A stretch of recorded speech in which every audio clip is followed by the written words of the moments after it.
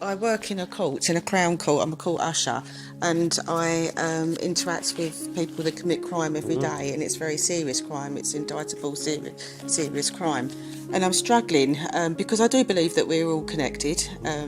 I really do believe that. We were talking about that, but I'm struggling.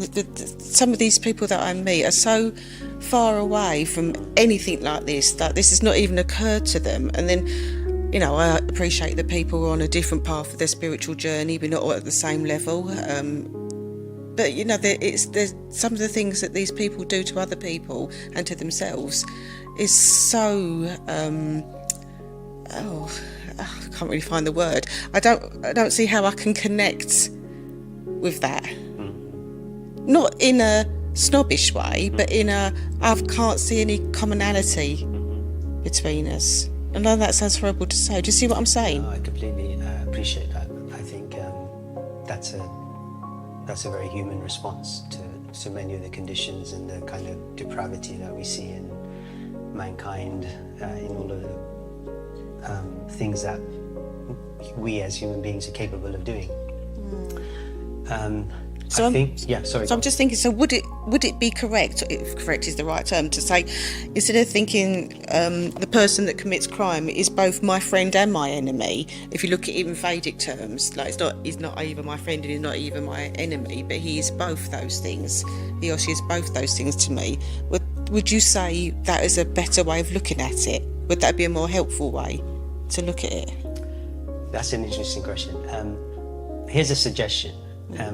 I think the reason why we're encouraged not to think about it in terms of friend and enemy is because it creates separation in our perspective, and it creates a duality, a mental duality around something which, and that duality won't help us in understanding the wholeness of spiritual reality and God's presence, for example, in every being. Yeah. I think I can tell you what's helped me in terms of this kind of issue. I found it helpful to think of it like a hospital. This world is like a bit of a hospital, and different patients are in here with different things wrong with them and with us. And some patients know they're sick and some patients don't know they're sick. Right. And some patients need to be in an isolated ward and some patients can be on the general ward and some patients can whatever, right? So, but, we're all here to learn something. Yeah. And that's one thing that's helped me, just to kind of feel that actually, they have special needs, as we might say. I'm not without compassion or understanding. Yeah. It's just that it's really hard to articulate it. It just seems that they're so devoid of not even a spark of where we are. Yeah. I know their lives have been very different from my lives, but some of the acts that are actually carried out, it's just quite staggering, really. And you lose you sort of weep for humanity. I feel like I weep for humanity, and I get quite upset about it because it's such a waste of life. But one thing, like if you read many of the stories of past mystics, saints, others, many of them have been like millimeters away from that stage of life. Many of them have committed acts which we would ordinarily in that moment have condemned internally and kind of thought, I want nothing to do with that. But they were a moment away from spiritual realization.